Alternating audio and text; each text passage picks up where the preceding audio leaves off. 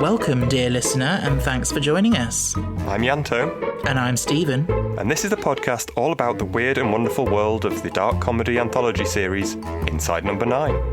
On each episode, we'll be diving into another one of Steve Pemberton and Reece Shearsmith's twisted tales, putting it under a lens and examining it to within an inch of its life. So make yourself comfortable, grab a cup of tea, and join us for The Ninth Degree. Hello. Hello, welcome back. How's summer holidays treating you? First day off? It is my first day off, yeah. Yeah, it's quite an emotional day yesterday, saying goodbye to the year sixes that are leaving. Well, they've left now. They've gone. Aww. But yeah, it is the way of life. They're off to the next chapter. Yeah. But, you know, when you've been sort of there for them and helping them for years, it's quite sad Aww. to say goodbye. But onwards and upwards. Indeed. Have you been up to much? Well, other than coming down to see you at the weekend, which was fun. Yes. We had a nice little Doctor Who night out. Yeah, we went to the Gallifrey Cabaret. Which I'd not done before and was mental, but I really enjoyed it. Yeah, I thought it would be up your street. So for those who don't know, it's a Doctor Who themed drag night, basically. So, yeah. Which is as nerdy as it sounds. Yeah, but very funny, very entertaining. Yeah, it was really good. Yeah, maybe they should do an Inside Number 9 drag night. Yeah? I don't know what I'd do. Give me a week and I'll come up with something. Yeah. Or just a generic Reece and Steve's Works drag night, just, you know. League of Gentlemen probably works better for that. Yeah. Yeah, I reckon I could pull off Tubbs, so to speak.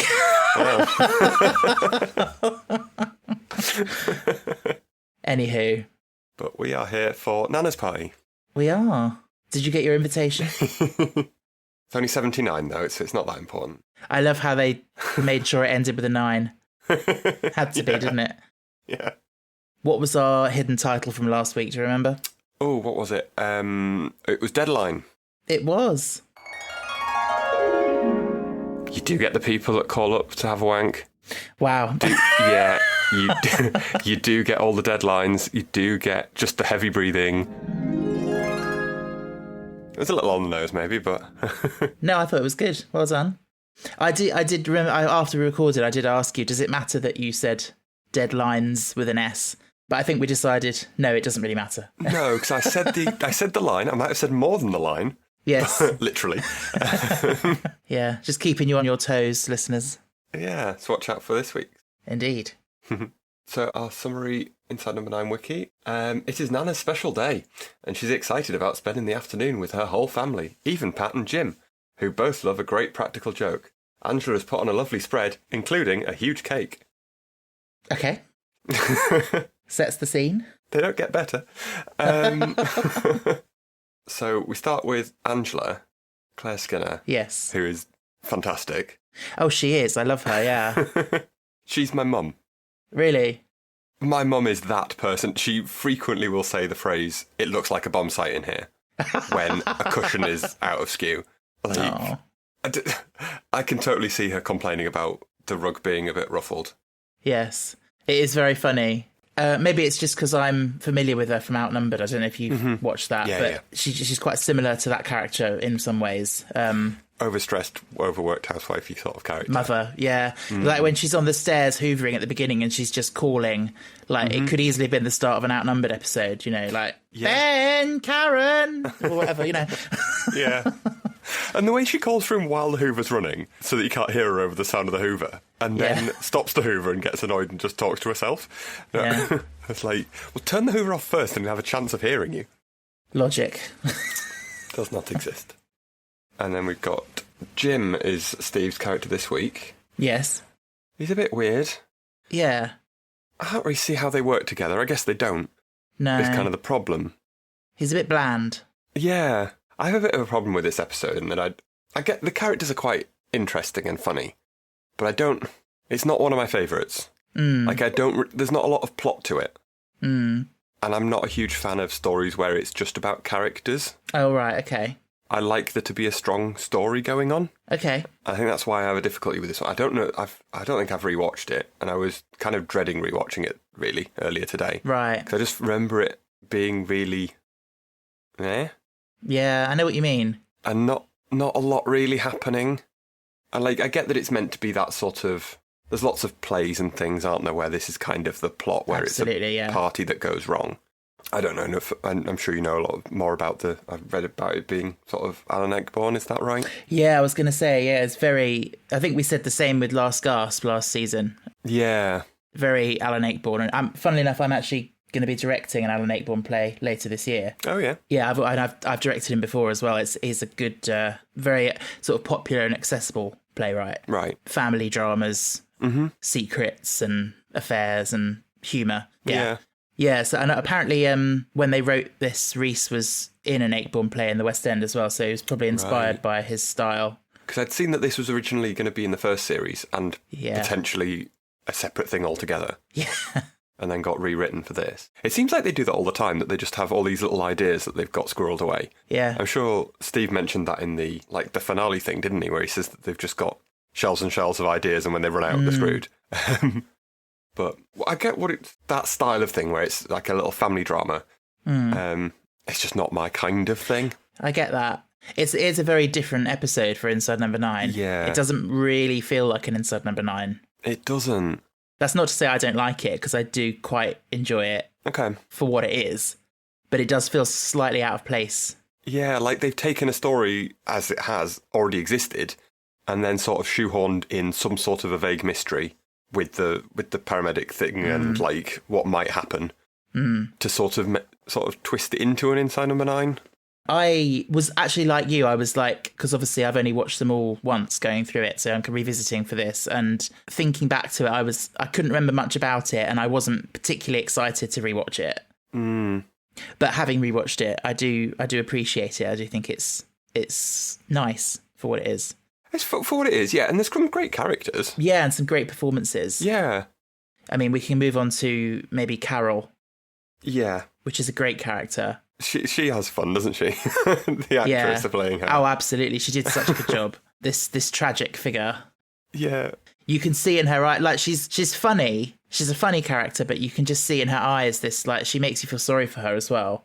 Yeah. She's really trying to be happy and just isn't. Yeah. And the way that she talks to the daughter. Yes. Being like, enjoy yourself because it's not, you're going to be like me in a minute. Yeah. I just love that bit where she shows her the sun cream bottle and she's like, apply liberally for 24-hour protection, and then she laughs and she goes, you won't get that. I do. And the fact that when they show her first drinking from it, they have to show her like squirting at a distance drinking from it to show that it isn't just she's crazy and eating sun cream. Yes.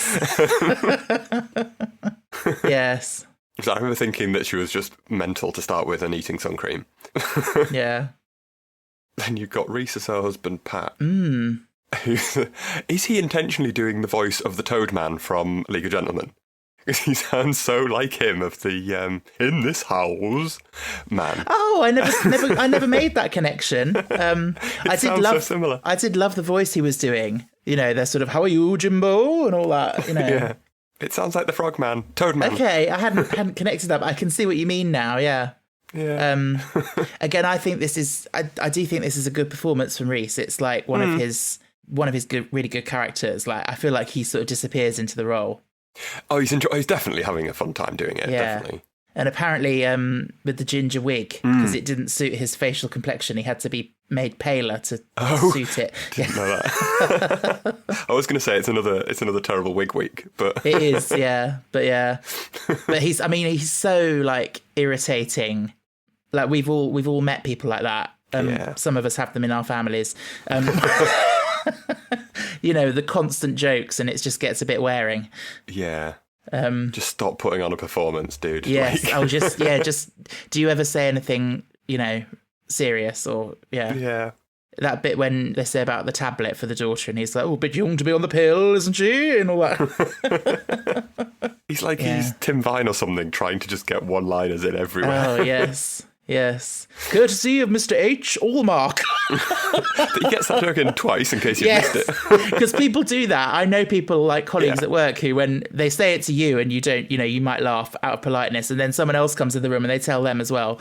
Yeah. It's like, get the most mileage out of this joke you can. Yeah. Who else have we got? We've got Maggie, the eponymous Nana. The Nana. Yeah. Elsie Kelly. Are you a fan of Benidorm by any chance? I'm not, but I'm aware that she was in that with Steve. She's great. Yeah. I mean, she plays the same character. Okay. But I love it. Me and her friend loved it. We were watching it the last weekend that I was over at his house. And she's just, she's brilliant.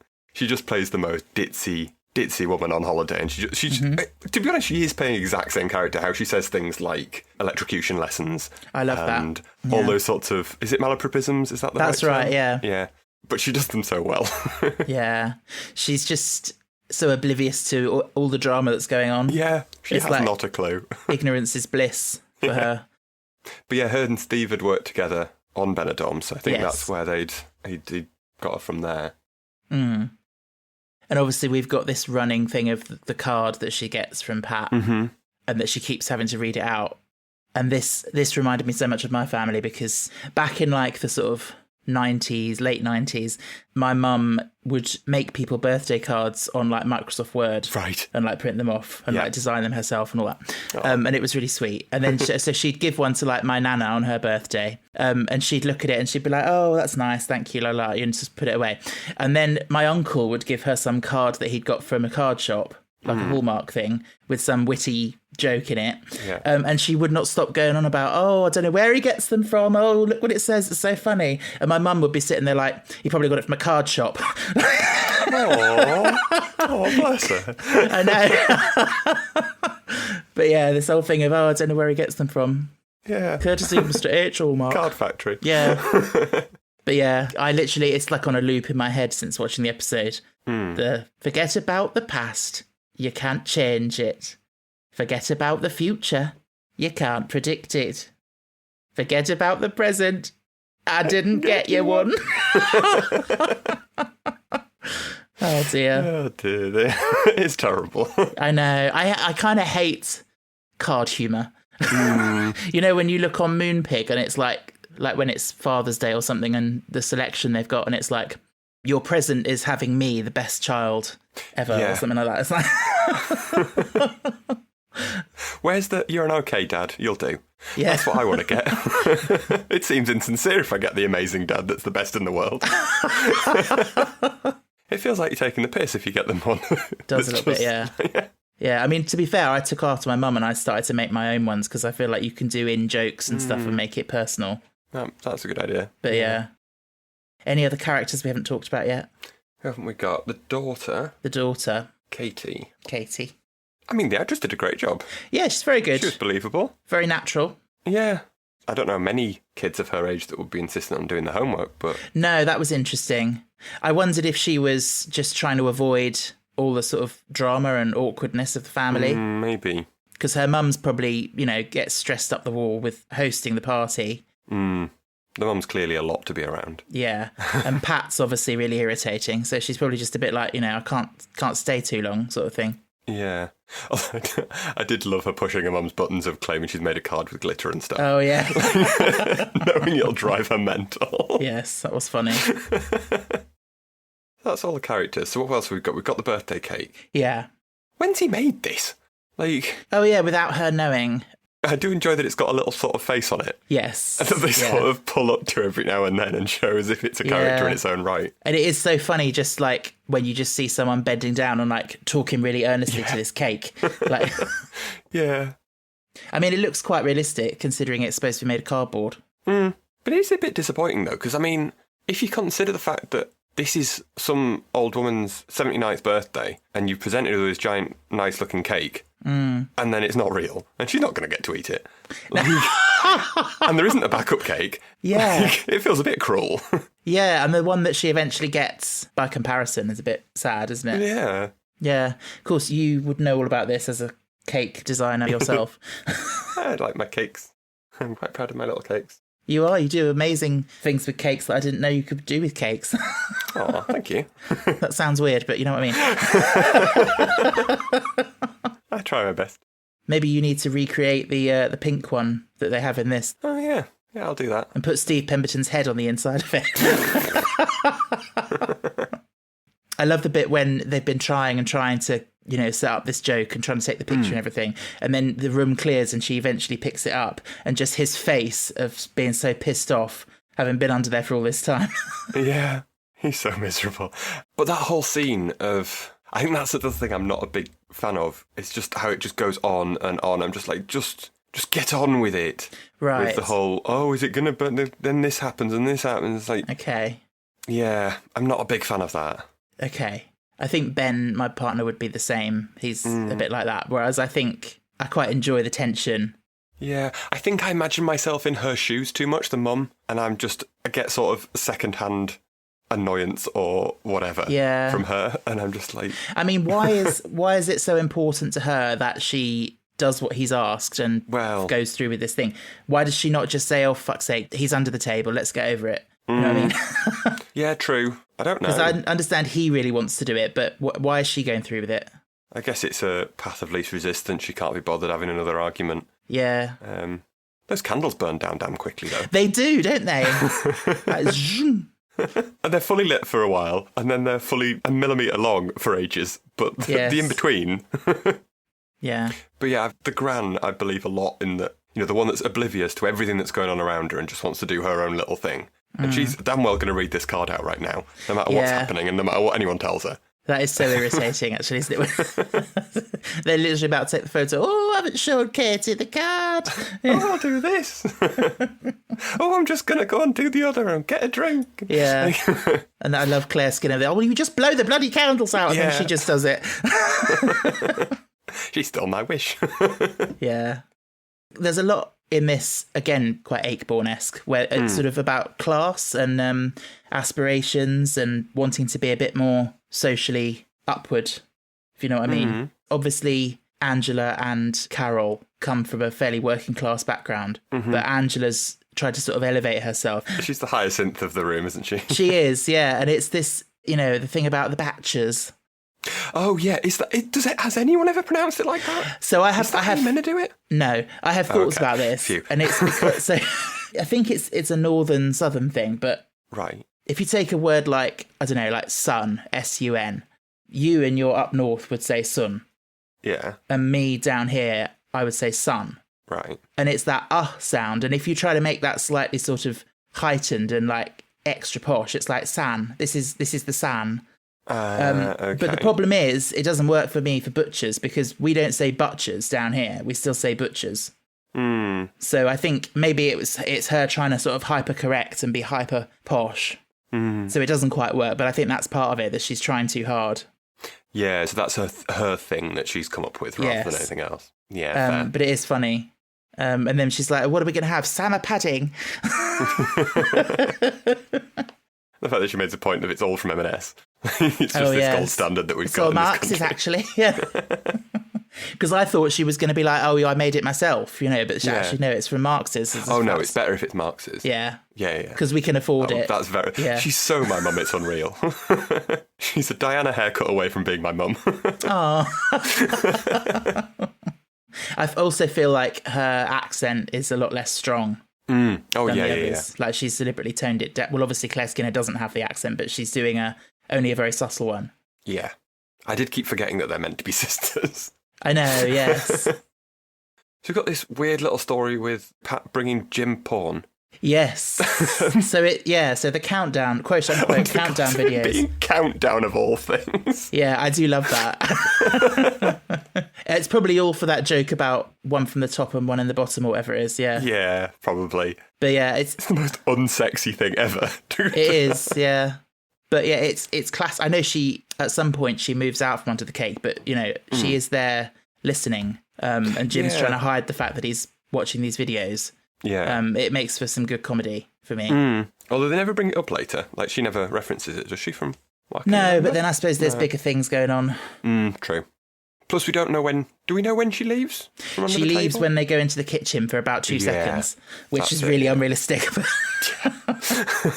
She must have been like a ninja. Yeah, getting out of I'm not sure whether it would have been funnier for us, the audience, to have known that she wasn't there and them think she was there for all the stuff at the end, or whether it's better that we think she is still there. I'm not sure. Personally, I think it's better that we think she is. Yeah, probably. It's a nice reveal when you discover that she wasn't there. True. When she stabs the knife through the cake. Yeah. which reminds me of that viral clip of the Queen when she was putting a knife in a cake. I think I might just put a knife in it. See if it goes in. Oh, yes, it goes in beautifully.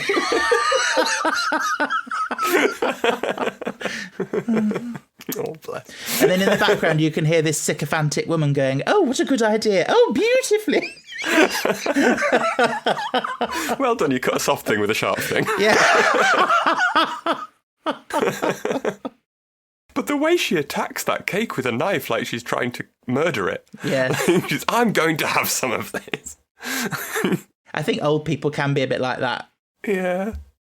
So I had a very elderly aunt who lived to over 100. Oh, wow. And it was a party we were having, and there were like plates with bits of cake on, and she very firmly said which piece of cake she wanted, and sort of stabbed her finger into it, so we all knew that was the one she wanted. Oh. Well, when you've got to 100, you do what you want. Well, exactly. Do what you bloody well like, yeah. I like the bit as well when Pat and Jim go into the kitchen and they have the typical man chat about which roads they took. Yeah. Loads of clothes. Yeah. I hate all that when you get that in real life, but it's men for some reason just seem to like it. Yeah, and my dad's the same. I'm this family, I feel. Yeah. Am I the drunk or am I the one that's above themselves? I'm not sure. I wouldn't like to comment. No. I'm a little bit scared. Yeah. You can be the cake. Okay. I do love the Nan getting obsessed with Farmville or whatever she's playing on. Oh, on the God, tab. yeah. Bless her. I'm building a path. I don't know why. I love it when grandparents get excited about that kind of thing. I like how she thinks she understands it because she remembers like whatever it was from her youth. Yeah. It sounded slightly like an Etch-a-Sketch or something. I don't know. Something like that, yeah. Yeah. But she gets sucked in. Yeah. Yeah, Ben's mum's a bit like that. Yeah. She's always on her iPad doing those kind of games and things, and they're quite addicting. Oh yeah, my mum's the same. She's hooked with all of those. Right. I think she's on a Mahjong one at the moment, matching tiles up that she's enjoying. It's the very, very simple ones. Yes. Ones that no one else would bother downloading. Yeah. I suppose we need to talk about Carol and Jim's affair. Yeah, which I don't think I saw coming the first time. No. I will say, I think, no offence to Jim, but Carol must be desperate and unhappy in her Wow. in her marriage. Brutal. I mean, Jim is hardly the most like exciting option. Yeah, exactly. He's such a bland little man. Maybe that's what she likes. Maybe she wants just a quiet life and she's fed up of like cling film on a toilet seat and like him freezing her everything and like waking up to werewolves and things. Oh my God. Sorry, like diverting away from the conversation for a minute, but yeah, that entrance of his where he's wearing the mask and oh my God, it's so funny. I can just imagine them walking up the street as well, being like, don't do it, no, you're not going to do that. I am. No, you're not going to do that. Get it off. What a tit. Or whether she just resigned herself, that she just doesn't care anymore. Oh, I don't think she does, yeah. But yeah, maybe that's what she likes in Jim, that he's boring and he won't do any of that shit. And predictable. Yeah. Yeah. She's got her fires stoked for him. Right. It's that scene where she's like, grabbing him and she's like, oh, put your sausage rolls in my oven and all that. Oh, yeah, she gets a little bit carried away at that point. Yes. And just, I know they've engineered it to be a bit much in front of the cake for the comedy and the drama of her hearing things. But yeah, she does get a little bit carried away with herself. In front of the cake. In front of the cake. Right in front of my salad. I'm just going to do that. That's a little TikTok you can do. Yeah. But like, even though obviously, they're doing wrong, you feel kind of awkward and I don't know about sorry, but you do feel kind of awkward on Jim's behalf that like he knows that supposedly his wife's under this cake and people are just blurting out all this stuff. Yeah. Why didn't he just say something? Like, I don't know how you would even... Because obviously he could just ruin the surprise, isn't the problem. But how do you go about ruining the surprise and shutting her up all in one go? Yeah, very difficult. She does play a great drunk, though. Oh, she's fantastic, yeah. I don't think I've seen her in anything else. No, me neither. But, yeah, she's so good. And, when she's, like, giggling you know, and he's like, you need to go for a lie down. She's like, oh, your dad's trying to get me into bed. What do you think about that, Katie? And all that. Yeah. I do enjoy the way she says about the, is it wallpaper paste in the bird bath? Oh, yeah. And she just, oh, that poor one-legged tit. Yeah. Like, just the way she wistfully remembers this poor little thing. Yeah. Like, oh. Oh, dear. She must be so fed up of all of these things. Oh, completely. I mean, I imagine that we've only heard the tip of the iceberg as well of all the crap they've done to each other. Yeah. Or at least that Pat's done to Jim anyway. I don't know if it's as reciprocal until then. No, I don't think it is. It sounds No. like it's mostly Pat and Jim's Yeah. just like trying to get some revenge, but yeah. But I think, you know, Pat, who obviously seems like, you know, quite a two-dimensional character in that, you know, he's the Joker, blah, blah, blah. You see, obviously, towards the end, there's a lot more going on. Yeah, and it's more of a front. Yeah, and he's much more of a tragic figure than you realise as well. Mm. And how much of his joking around is to try and protect himself. Yeah, true. And the way that obviously he knows about the affair, Yeah. but he cares, he knows his wife needs caring for. She's obviously not okay. And that he cares for her despite everything. It's quite sweet in a sad way. It sort of is, yeah. Because obviously her sister doesn't really seem to care that much. So he's got to sort of be there for her, knowing that he can't leave her.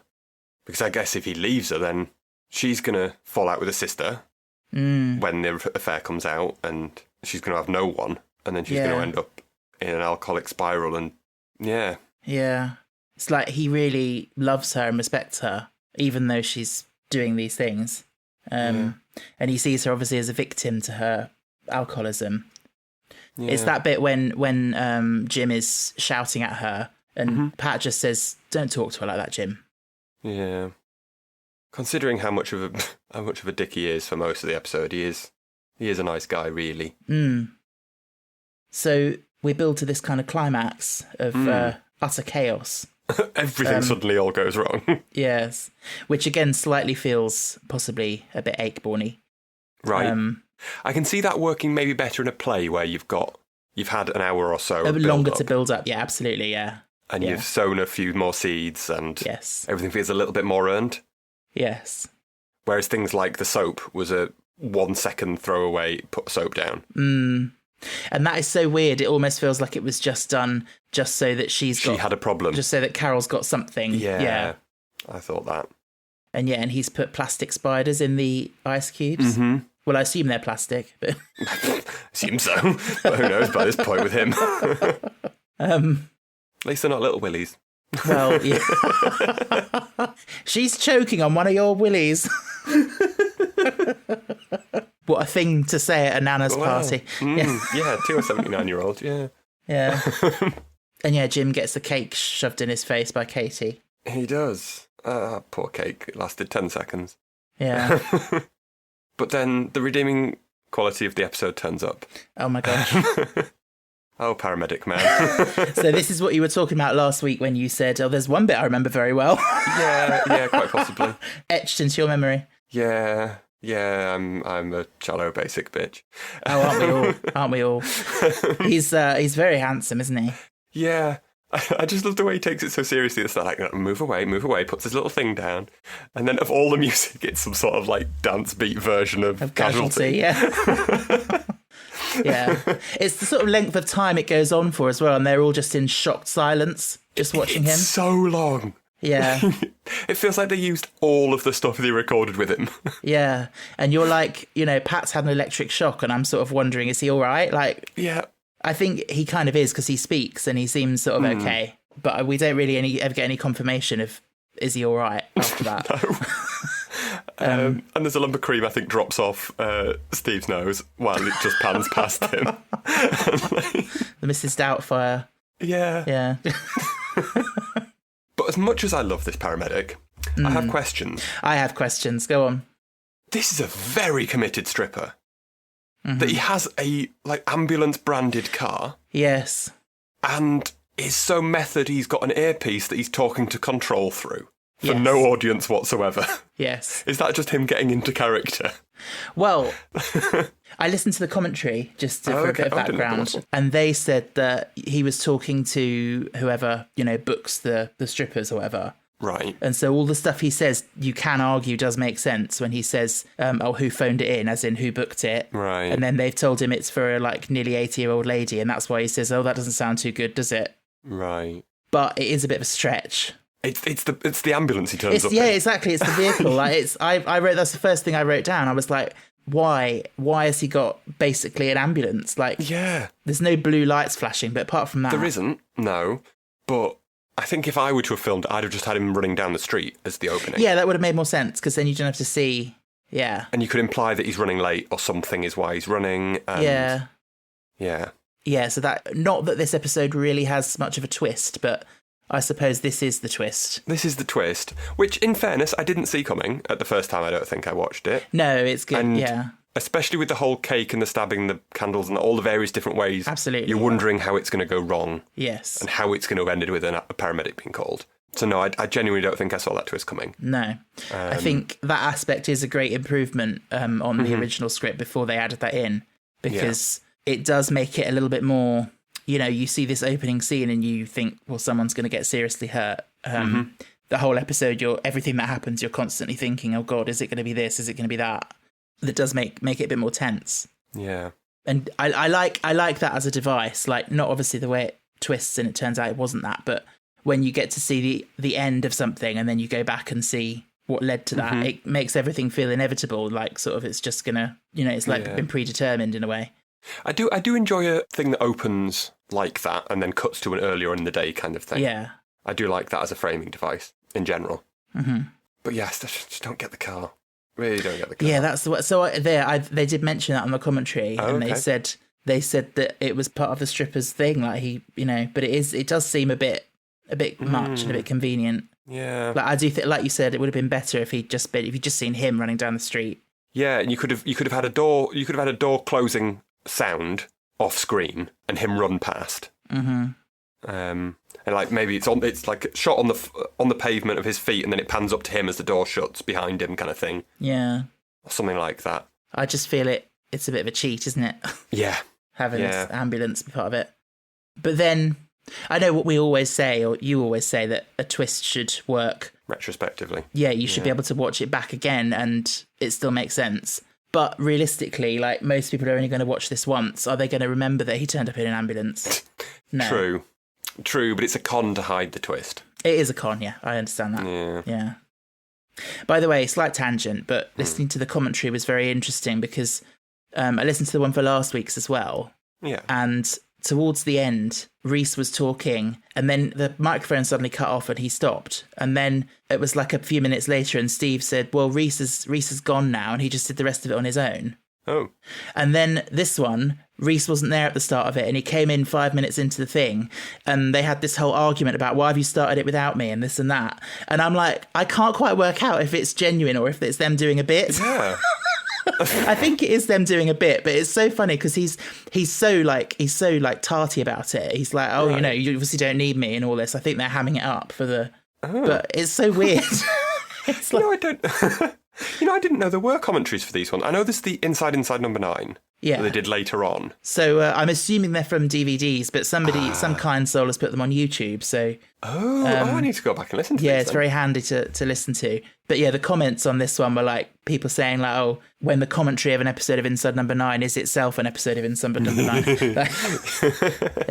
It was very bizarre. And Steve kept saying to him do you want to talk about such and such? He's like, no, don't want to talk about it. And he'd just sit there sulking. It does feel like something they would do, that they'd have a story within the commentary. Exactly, yeah. A bit like in The Simpsons when they have that mini film within the film with what's-his-face, Wolf Castle or whatever, doing an Arnie story that's in the background that you can see every now and then. I feel like they would that's something that they would do. Yes. I was thinking maybe we should stage an argument during one of our podcasts. I'll just be like, yeah, Yanto's not doing this episode. My acting is terrible. It would not work. I don't like you. Bye. Anywho, back to events. Yeah. There's a little bit of an aftermath. Yeah, I don't remember that, actually. I'd forgot that there was an end. I forgot that there was a bit after the paramedic. Maybe this is Yeah. I think. It must have I'd just forgotten at that You point. must have just passed out with ecstasy when you saw that bit. Yeah, blacked it's out the and only bit forgot. I remember about the episode, really, Yeah. and the knife and the cake. Yeah, he's the highlight. Yeah. We can stop Hottie of the episode, of the week, of the series, of the whatever. He just wins, I'm sorry. He wins, yeah. The best bit is the final shot when he does the wink and the kiss. Yes. It's like... I hope Maggie enjoyed it. Yeah, bless her. I hope she did. Yeah. She doesn't really look like she did, but I think she did. Yes. She says thank you afterwards. Yes. Anywho, so Angela and Katie, it's implied that they're leaving the house. Yeah. They're all packed up and ready to go. All goes a bit tits up, doesn't it, in the last minute? Yeah. Then old Maggie gets another reading of her card in. Mm. A bit maudlin tone. Yeah, that works quite well. I think that's quite clever, the way it's been used as a joke through most of the episode, and then it has a sort of more sinister underlining at the end. Yeah. And when she just goes, "Isn't that a scream?" Yeah. But yeah, she's oblivious to everything. Oh, she is. She has no idea what's going on. No. And also a bit weird that they've just walked out and just left Nana sitting on the sofa, Yeah. like with him. Yeah, you'd think they would have taken her with them. Yeah. I guess they wanted it just to be in silence and like it to be more impactful that way. Yes, of course. And it is very good. But realistically, you'd have taken her and made a scene and left, probably. Yeah. But they didn't have time, probably. No. But yeah, we don't really know what happens to Carol and Pat, but we can assume that he carries on caring for her. And there's a comment about, will he be all right? And he's got her to look after him. So guessing maybe he was hurt a bit more by the electric shock. I guess they've got to look after each other. Yeah. No, I can really see this working as a play a lot better. Actually. Yeah, it's kind of like a bite-size Acheborn or Mike Lee at Abigail's Party. Yeah, it's like they'd taken a play and, condensed it down into 27 minutes or whatever it is. Yeah. Like, I could totally see that being scaled up. Yeah, and it would work really well. It reminds me of a play that I did see actually at the Vaudeville with Steve and what's her name? Catherine Parkinson, is it? All right. That they did years ago. I can't remember what it was called, but I remember Steve taking an entire trifle over his head. Yes. At the climax of. Oh, I think that might be an Acheborn. I think that might be Aberrant Friends. Yeah. I can't remember what it was called, but they were all members of a Benny Hill tribute act. Oh, Not okay, tribute no. act, sorry. Benny Hill Appreciation Society. Oh, I might have to Google that. Okay. I remember this trifle being the main thing, and like who was going to be wearing the trifle by the end of this play. And I remember I was in the front row and I was wearing some of the trifle. Oh, really? And I could just imagine this poor old lady that probably just makes a trifle every day, not knowing that it's getting thrown everywhere, and she's just like, oh, they must love this thing. Would this have been in about 2006? Maybe. Because I literally just Googled Benny Hill trifle play. It had Catherine Parkinson. It had Steve Pemberton. Yeah, dead funny. That sounds right. Yeah, and it's not. It's not Acheborn. It's Terry Johnson, whoever that is. I'm sorry, Terry. I don't know. But no, there is. I think there's a bit in Absent Friends where someone gets something similar over their head, some sort of pudding or something. Right. So yeah. Yeah. There was trifle everywhere. And I feel sorry for poor old Deirdre that makes this trifle every day thinking that someone's enjoying it. And feel slightly just as sorry for the person that has to clean it up as well. Well, that's part of... That's showbiz. It is, yeah. That's showbiz. Like, I did a play a couple of years ago called Home I'm Darling. It's about this woman obsessed with the 1950s, and she's like obsessed with being the perfect hostess and housewife. And in this script, there is so much food mentioned. Right. And it's like part of the scenes and part of the action. And it's like, I'm never doing a play that has that much food in it again, because it was so stressful to get it organised so that we could have, a cake that looked untouched every night that has to get sliced up as part of the play. Right. And like deviled eggs and this and that. Yeah. I saw someone said that they had to keep rebuying prawn rings because they kept going off for the spread in this episode. Yeah. A bit weird that, as you mentioned earlier, that they originally wrote this first for the first series.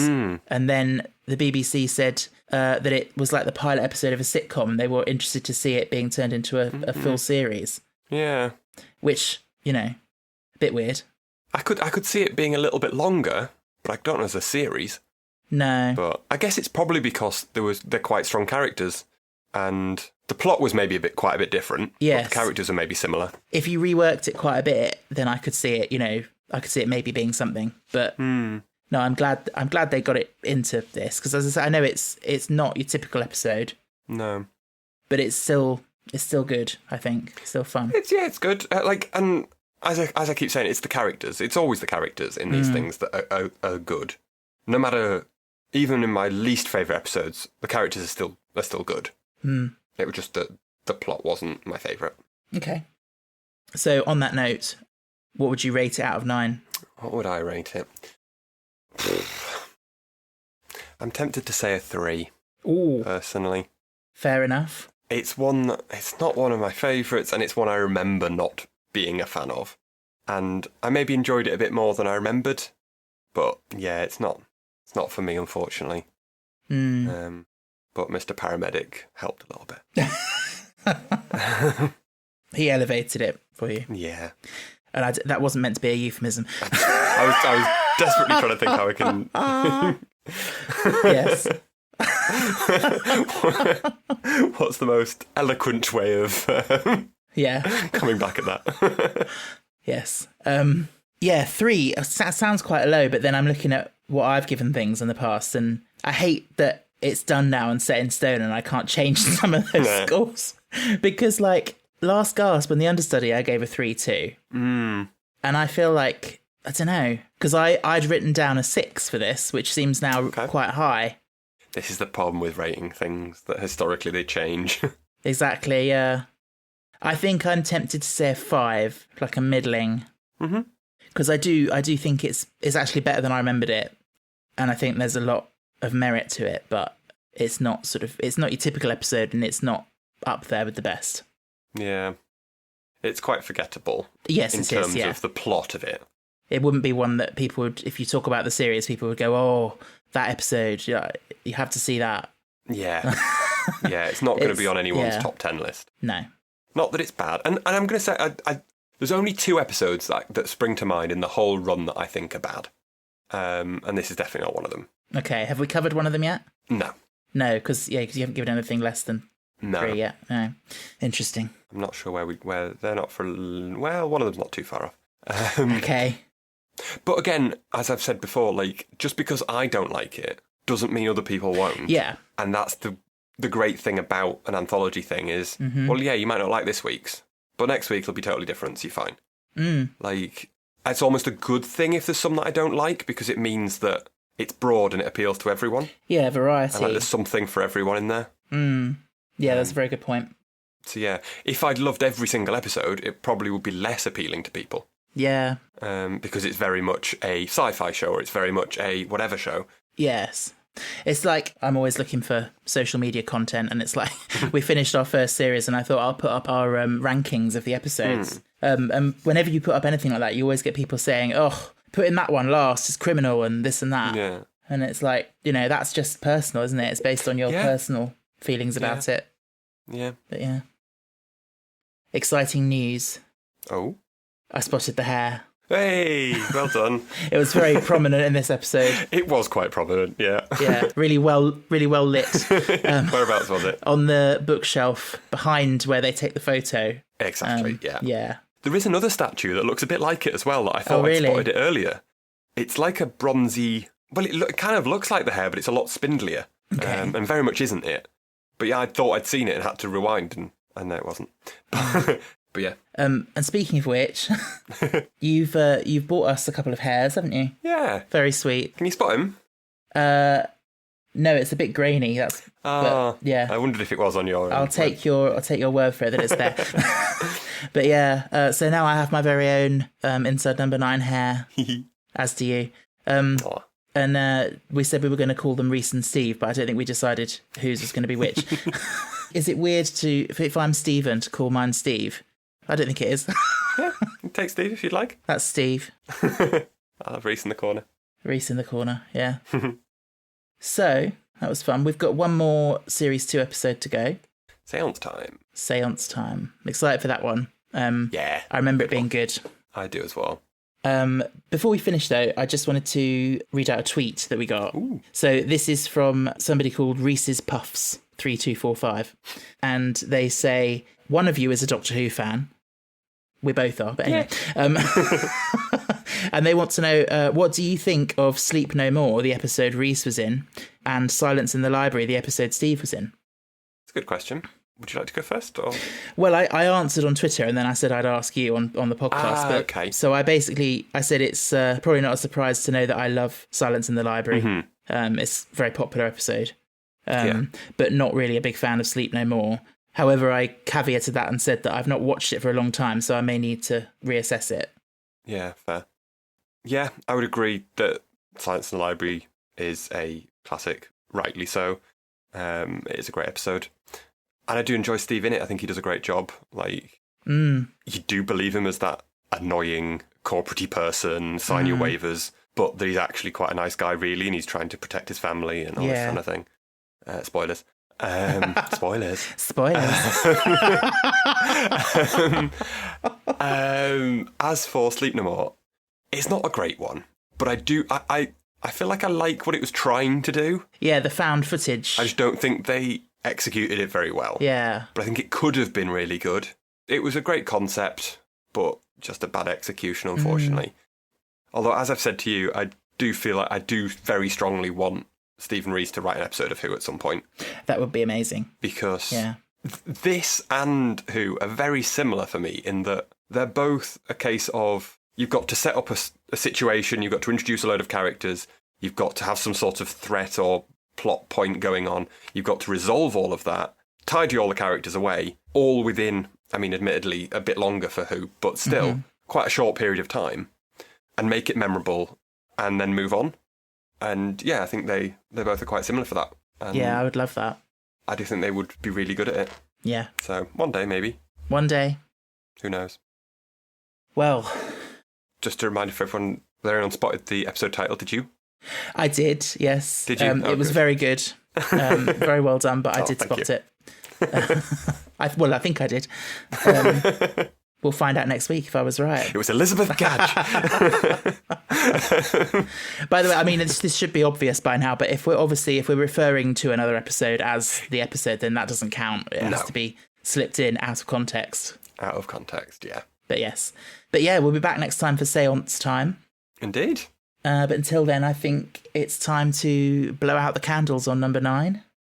But they never go out, really, do they? Nice.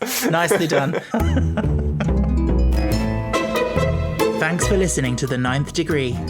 If you'd like to get in touch, you can find us on Instagram, Twitter and TikTok at Ninth Degree Pod, or email us at ninthdegreepod@gmail.com. You can also leave us a rating or a review wherever you get your podcasts.